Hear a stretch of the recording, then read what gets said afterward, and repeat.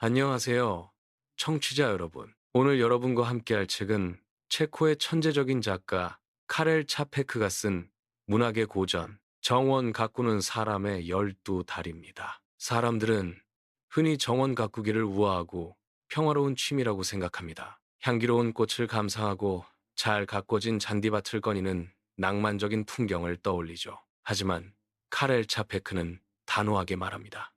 정원사는 결코 낭만적인 시인이 아니다. 그들은 흙에 미친 광신도이자 끊임없이 자연과 투쟁하는 위대한 노동자다. 정원사가 되는 순간 인간은 세상을 바라보는 눈이 완전히 바뀝니다.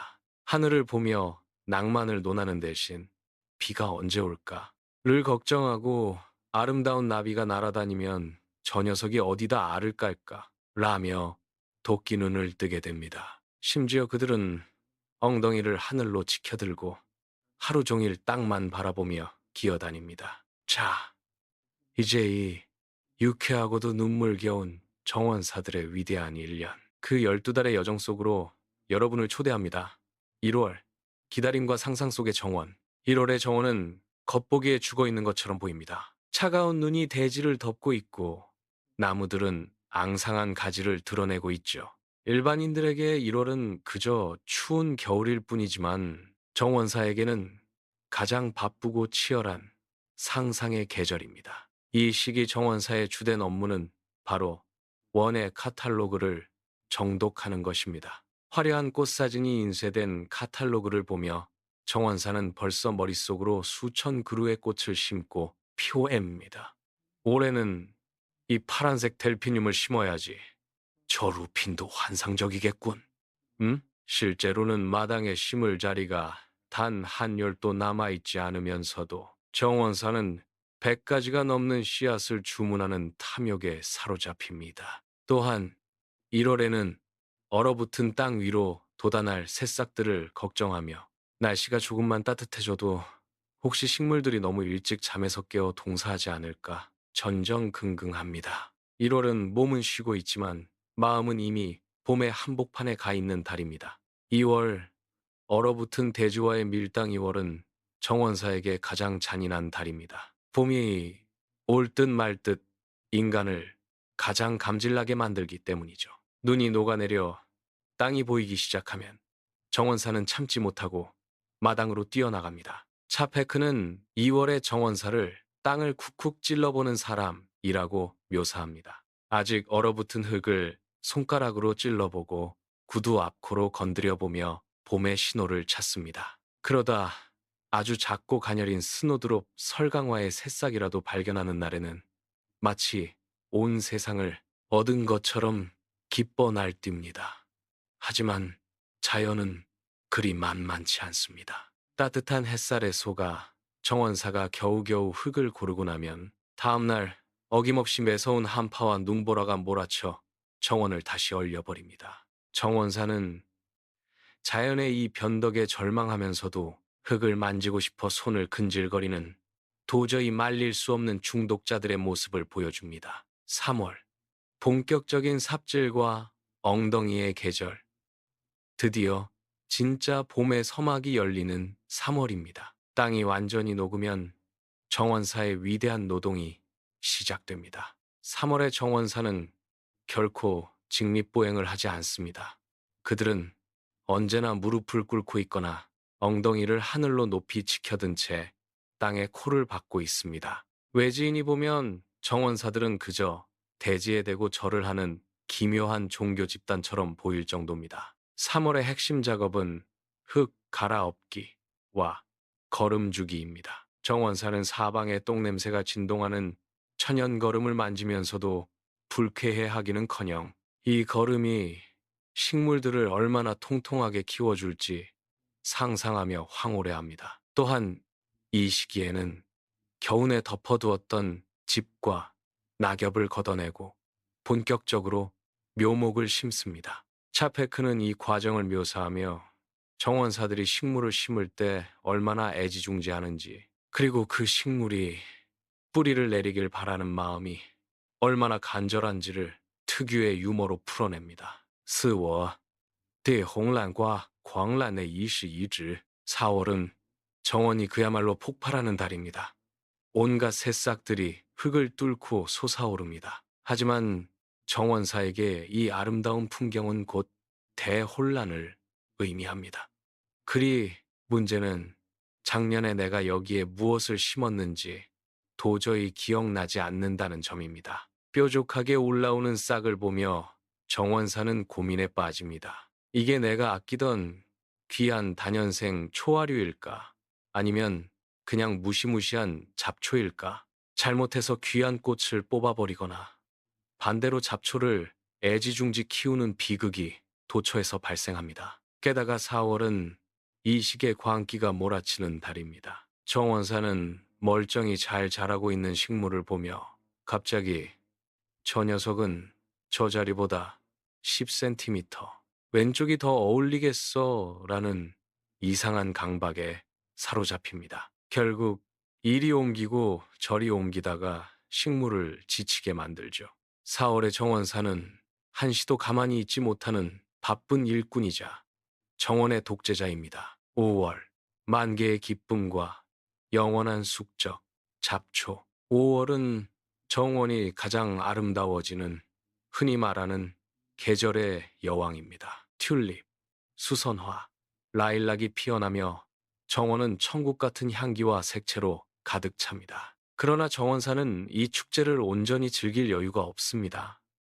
왜냐하면 그들의 영원한 숙적, 잡초와 해충, 이 본격적으로 군대를 이끌고 침략하기 때문입니다. 잡초의 생명력은 우주 최강입니다. 정원사가 피땀 흘려 심은 귀한 꽃들은 조금만 가물어도 시들해지는데 잡초는 돌나무 사이 시멘트 틈새에서도 무시무시한 속도로 자라납니다. 여기에 진딧물, 달팽이, 애벌레 같은 해충들이 정원을 습격합니다. 5월의 정원사는 부드러운 평화주의자가 아닙니다. 그들은 손에 살충제를 들고 달팽이를 보면 가차없이 밟아버리는 잔혹한 전사로 돌변합니다.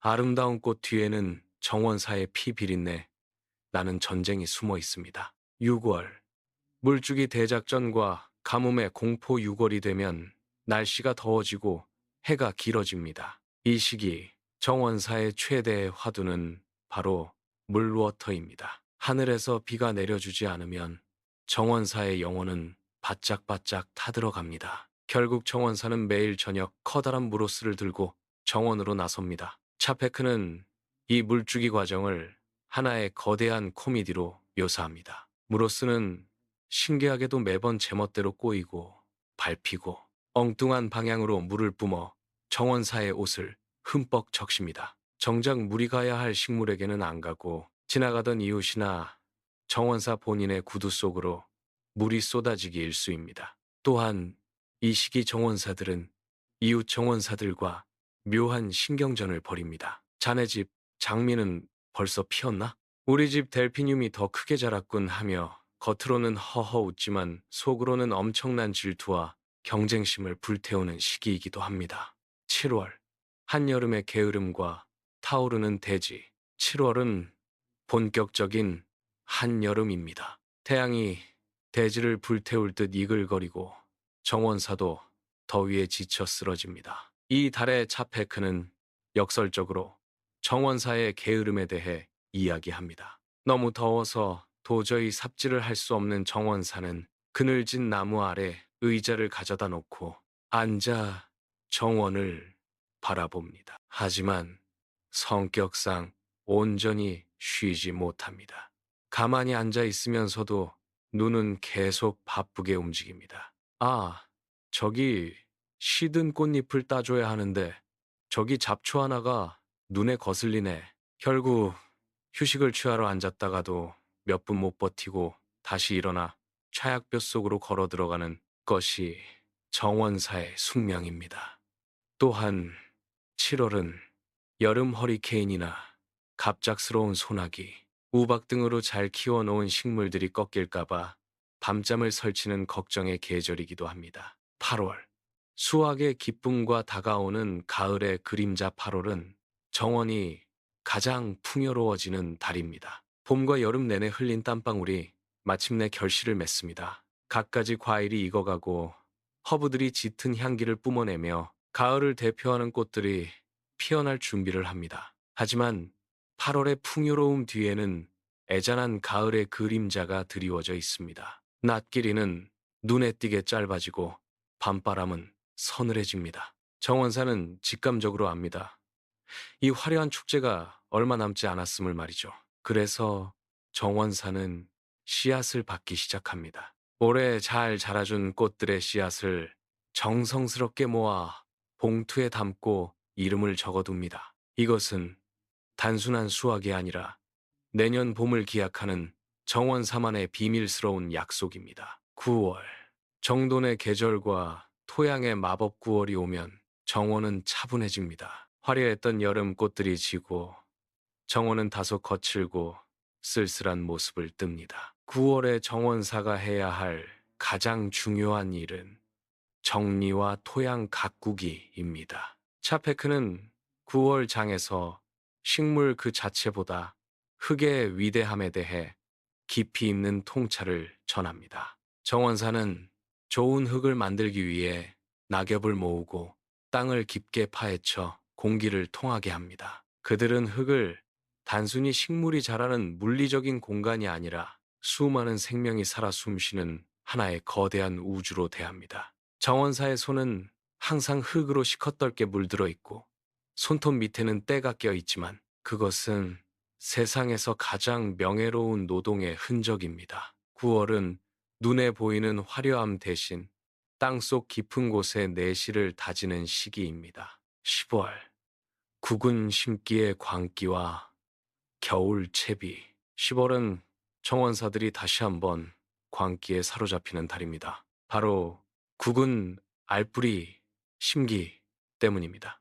튤립, 수선화, 크로커스 같은 봄꽃들의 알뿌리를 지금 땅속에 심어두어야 내년 봄에 꽃을 볼 수 있습니다. 정원사는 또다시 수백 개의 구근을 사들여 마당 구석구석에 파묻기 시작합니다. 이때 정원사의 머릿속은 시공간을 초월합니다.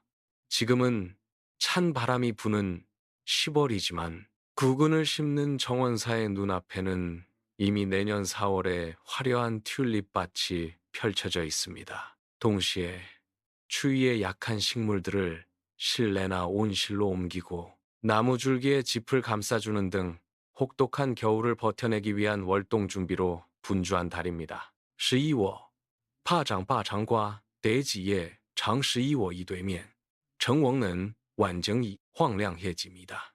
서리가 내리고 지상부의 식물들은 모두 갈색으로 변해 시들어버립니다. 바람은 윙윙 소리를 내며 앙상한 나뭇가지를 흔들죠. 인간의 눈으로 보기에 정원의 모든 생명은 끝난 것처럼 보입니다. 축제는 끝났고 불은 꺼졌습니다. 하지만 정원사는 실망하지 않습니다. 그들은 낙엽을 긁어모아 컴포스트 퇴비 상자에 넣으며 이 죽은 잎사귀들이 썩어 다시 최고의 걸음이 될 것임을 알고 있습니다. 11월은 정원이 휴식에 들어가는 달이며 정원사 역시 비로소 긴장 가득했던 삽과 호스를 내려놓고 한숨을 돌리는 파장의 계절입니다. 12월 영원한 순환 그리고 다시 시작되는 꿈드디어 한 해의 마지막 12월입니다. 정원은 하얀 눈 이불을 덮고 깊은 잠에 빠져들었습니다. 정원사는 창밖으로 하얗게 변한 정원을 바라보며 따뜻한 벽록가에 앉아 파이프 담배를 피웁니다. 차페크는 이 마지막 장에서 정원사의 본질에 대해 가장 아름다운 결론을 내립니다. 정원사는 미래를 사는 사람이다. 만약 꽃이 피었다면 그는 이미 내년에 더 크게 피어날 꽃을 생각한다. 만약 겨울이 왔다면 그는 이미 봄을 살고 있다. 인간은 나이가 들면 과거를 추억하며 살아가기 쉽지만 정원사는 결코 과거에 머물지 않습니다. 그들에게는 언제나 내년 봄이라는 찬란한 미래가 기다리고 있기 때문입니다. 12월의 정원은 멈춰 있는 것이 아닙니다. 눈 덮인 차가운 흙 속에서 수천 수만 개의 씨앗과 구근들이 숨을 죽인 채 다가올 봄에 도약을 준비하고 있습니다. 그렇기에 정원사의 달력은 12월에서 끝나는 것이 아니라 다시 새로운 희망의 1월로 영원히 순환합니다.